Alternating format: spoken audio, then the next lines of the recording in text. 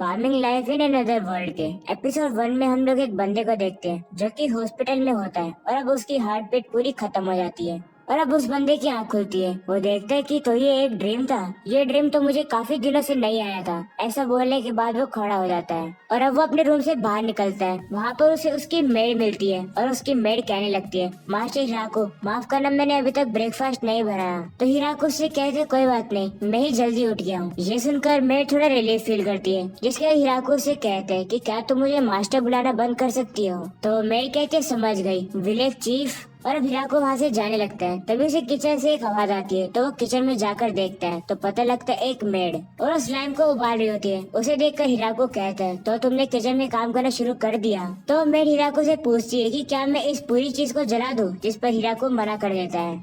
और अब हिराको बाहर आता है तो पता लगता है कि इस वर्ल्ड के अंदर दो चांद है। वही हिराको स्ट्रेचिंग कर रहा होता है तो एक लड़की वहाँ पर आती है और वो हिराको को कहती है, तो तुम जल्दी जाग गए, जिस पर हिराको कहता है हाँ। तभी एक और लड़की उड़ते वहाँ पर आती है और उन दोनों को गुड मॉर्निंग करती है। और अब वो दोनों लड़के एक दूसरे से बात कर रही होती है। तभी हिराको थोड़ा खोया खोया लग रहा होता है तो वो लड़के हिराको को कहती है, कोई दिक्कत है क्या हम तुम्हारी कोई हेल्प कर सकते हैं। तो हिराको ने कहते कि कोई दिक्कत तो नहीं है, लेकिन वही सपना मुझे कल रात भी आया था और क्या पता वो सपना ना हो, वो मेरे पास्ट की मेमोरी भी हो सकती है। जिसके अंदर मैं इस विलेज के अंदर कुछ 20 बच्चों को खेलते हुए दिखाया गया है और मैं दिखाया गया कि किस तरीके से डिफरेंट स्पीसीज यहाँ पर फार्मिंग कर रही है और थोड़ा बहुत और भी काम कर रही है। और अब उन सभी लोगों को देखकर हिराको मन में कहने लगता है कि जब मैं इस वर्ल्ड में आया था मैंने कभी भी इमेजिन नहीं किया था कि मैं ये सब कर पाऊंगा। ये मेरे लिए सपने की तरह है, इतनी मजेदार लाइफ जीना। और अब हमें दिखाया जाता है कि हिराको इस वर्ल्ड में आया कैसे। वो मर जाता है और उसकी सोल गॉड के पास पहुंचती है। गॉड हिराको से कहने लगता है कि तुम इस वर्ल्ड में 39 ईयर्स रहे हो और तुम्हारी लाइफ में काफी दुखद चीजें हुई है। तुम्हें दूसरे लोगों ने धोखा दिया और अंत में तुम ना ठीक होने वाली बीमारी से मर गए। और अब गॉड हिराको को कहते हैं, मैंने यहाँ पर तुम्हें इसलिए बुलाया क्योंकि मैं तुम्हें एक और चांस देना चाहता हूँ जिंदगी जीने का। और तुम्हें मैं एक ऐसी बॉडी प्रोवाइड करूंगा जो कि काफी ज्यादा हेल्दी हो, उसमें कोई भी बीमारी ना हो पाए। और अब गॉड हिराको को सच्चाई बताते हैं। वो बताते हैं कि तुम्हारी लाइफ इतनी ज्यादा जो बुरी थी वो मेरी गलती की वजह से ही थी और इसलिए मेरी गलती को सुधारने के लिए क्या तुम नई लाइफ जीना चाहोगे। हिराको थोड़ा सोचता है और गॉड को हाँ कर देता है।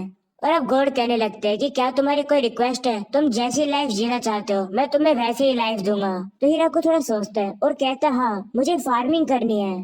तो गॉड पूछते फार्मिंग क्यों, जिस पर हिराको कहता है, जब मैं हॉस्पिटल में बेड में पड़ा रहता था तब मैं एक टीवी शो देखा करता था फार्मिंग का, लेकिन मेरी हेल्थ खराब होने के कारण मैं फार्मिंग नहीं कर पाया, इसलिए मैं फार्मिंग ट्राई करना चाहता हूँ। और मैं चाहता हूँ कि तुम मुझे एक ऐसी जगह दो जो कि सिविलाइजेशन से दूर हो ताकि मैं शांति से काम कर सकूं। तो गॉड कहते हैं, ऐसा मैं कर तो सकता हूँ, लेकिन एक बार मुझे एग्रीकल्चर वाले गॉड से बात करनी होगी। और अब वो उन गॉड से बात करते हैं और एग्रीकल्चर वाले गॉड की परमिशन ले लेते हैं, जिसके बाद हिराको को कहने लगते हैं कि मैं तुम्हें एक हेल्दी बॉडी के साथ नई जिंदगी देता हूँ, साथ साथ मैं तुम्हें एक ओमनीमेंट फार्मिंग टूल का पावर देता हूँ। ऐसा बोलने के बाद वो हिराको के सोल के ऊपर टच करते हैं और अब कहते हैं अपनी नई जिंदगी को एंजॉय करना। और अब हिराको की आंख खुलती है एक जंगल के अंदर, जहाँ पर वो देखता है कि वो अपनी बॉडी को फील कर पा रहा होता है और हिला पा रहा होता है।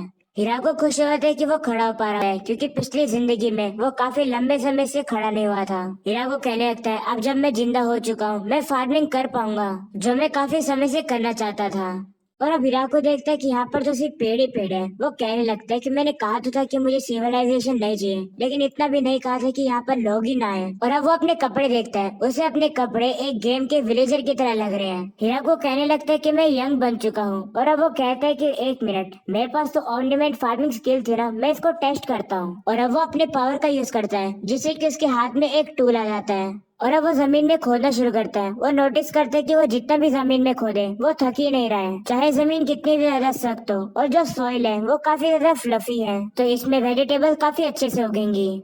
और अब हिराको कहने लगता है कि मुझे पानी और खाने का इंतजाम करना होगा। और अब हिराको रिवर की आवाज सुनने की कोशिश करता है, लेकिन उसे दूर दूर तक सिर्फ पत्तियों की आवाज आ रही होती है। तभी उसे एक आवाज आती है और उसे लगता है कि पीछे से कोई गया है। और अब हिराको कहता है कि ये एक ऐसी जगह है जहाँ पर डेंजरस मॉन्स्टर आ सकते हैं, इसलिए मुझे सबसे पहले रहने का कुछ बंदोबस्त करना होगा।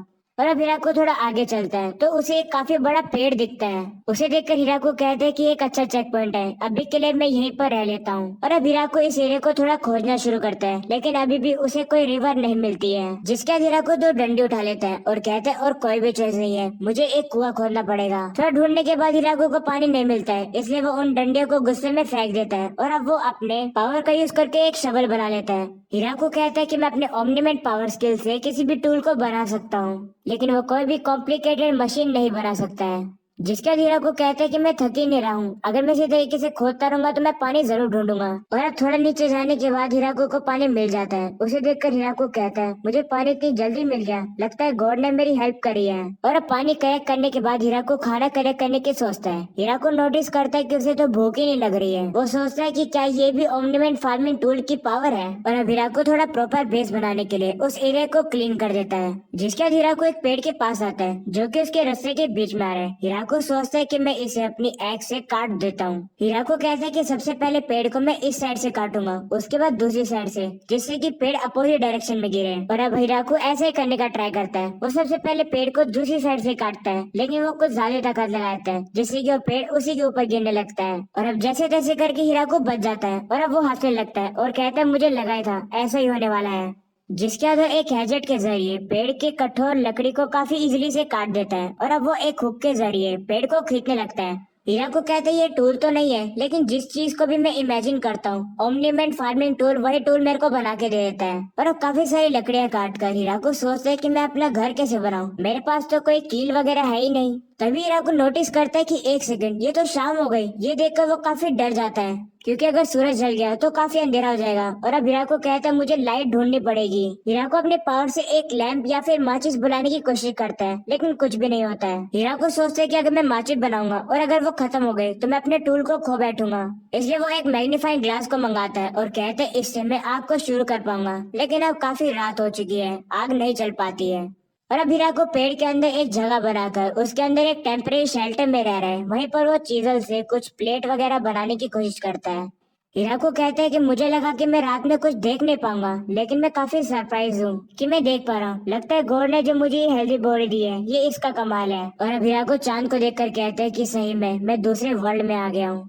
और अब सुबह हो जाती है। हीरा को सबसे पहले उठकर पानी पीता है। पानी का टेस्ट उसे ठीक ठाक लगता है और अब उसे याद आता है कि उसे तो आग लगानी थी, तो वो मैग्नीफाइंग ग्लास के जरिए जाकर जल्दी से आग बना देता है। और अब बाकी के समय में वो एरिया क्लीन करने लगता है, जिससे कि वो फील्ड बना सके। काफी सारा काम करने के बाद हिराको की काफी एनर्जी लगती है। वो कहता है अब मुझे हल्की सी भूख लगनी शुरू हो गई है, लगता है मुझे अपनी पॉलिसी चेंज करनी होगी और खाना ढूंढना होगा। तभी हिराको को एक आवाज आती है। वो पीछे मुड़ता है तो उसे पता लगता है कि एक रैबिट जैसा मॉन्स्टर उसके ऊपर अटैक करने आ रहा है। हिराको डर जाता है और वो जल्दी से अपने टूल को उस मॉन्स्टर के ऊपर मारता है, जिससे कि वो मर जाता है। और अब हिराको का आज के खाने का बंदोबस्त हो चुका है और अब वो उस ग्रिल्ड रैबिट को खाता है, जिसका टेस्ट उसे ठीक ठाक लगता है। वो कहता है अभी के लिए काम तो हो गया। और अब पेट खाली करने के लिए हिराको एक टॉयलेट बनाता है, जो कि कुछ इस तरीके का लग रहा है और ड्रेनेज सिस्टम कुछ ऐसा है। और अब हिराको बैठता है और कहता है मैं शांति से ये काम कर पाऊंगा।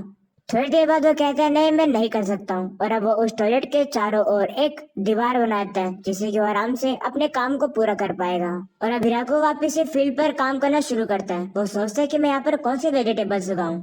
आलू, टमाटर, प्याज या फिर खीरा, सभी काफी ज्यादा अच्छे हैं। और अब हीरो को काम करने में इतना ज्यादा फोकस होता है कि वो काफी ज्यादा एरिया को खोद देता है। और अब शाम हो जाती है। हीरा को कहने लगता है कि मैं जगह तो बना दी, लेकिन मेरे पास तो कोई सीढ़ी नहीं है जिससे कि मैं वेजिटेबल्स ग्रो कर सकूं। तो हीरा को कहते हैं कि मुझे कल फॉरेस्ट में जाना पड़ेगा सीड्स को कलेक्ट करने के लिए। ऐसा बोलने के बाद वो सोने चला जाता है। और अब सुबह जैसे ही हीरा को बाहर आता है, वो ये देखकर काफी ज्यादा हैरान हो जाता है, क्योंकि जहाँ पर उसने गड्ढा खोदा होता है वहाँ पर प्लांट आने शुरू हो चुके हैं। हीरा को सोचते हैं कि क्या इस दुनिया के अंदर प्लांट बिना सीड के ग्रोथ है, या फिर मेरी ये ओमनीमेंट फार्मिंग टूल का कमाल है।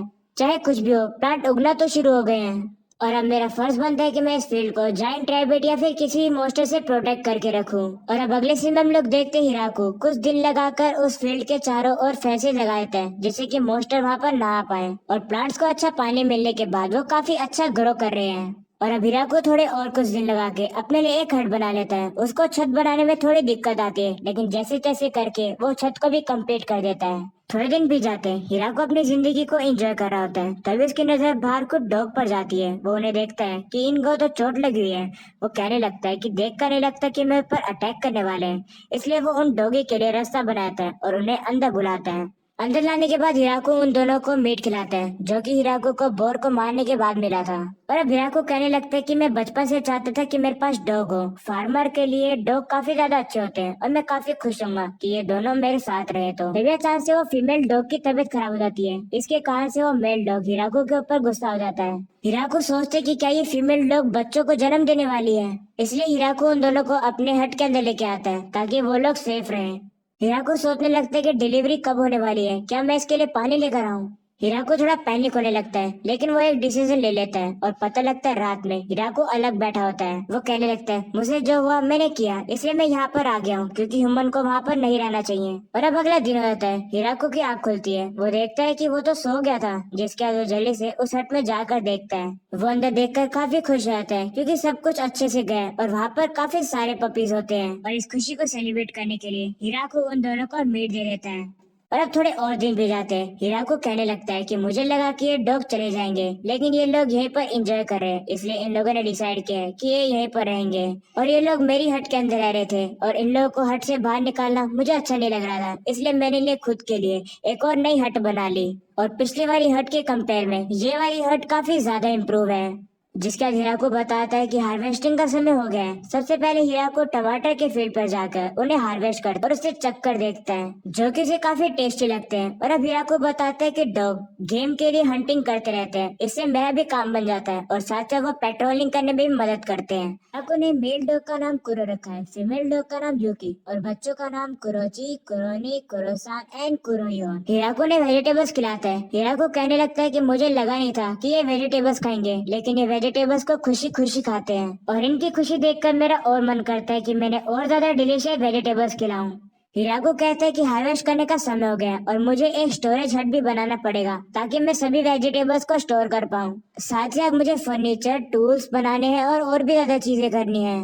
मैं अपना बेस्ट दूंगा, लेकिन धीरे धीरे और शांति से। और अब एपिसोड की एंडिंग में एक बंदा एक लड़की से कह रहा होता है कि क्या तुम माउंटेन्स पे जाने वाली हो? तुम पागल हो गई हो क्या? तुमने फॉरेस्ट ऑफ डेथ का नाम नहीं सुना क्या? वो जगह मॉन्स्टर से भरी है। ये सुनकर वो लड़की कहती है इसी वजह से तो मैं वहाँ पर जा रही हूँ। और यहीं पर हो जाता है एपिसोड खत्म। पसंद है तो लाइक करना, सब्सक्राइब करना।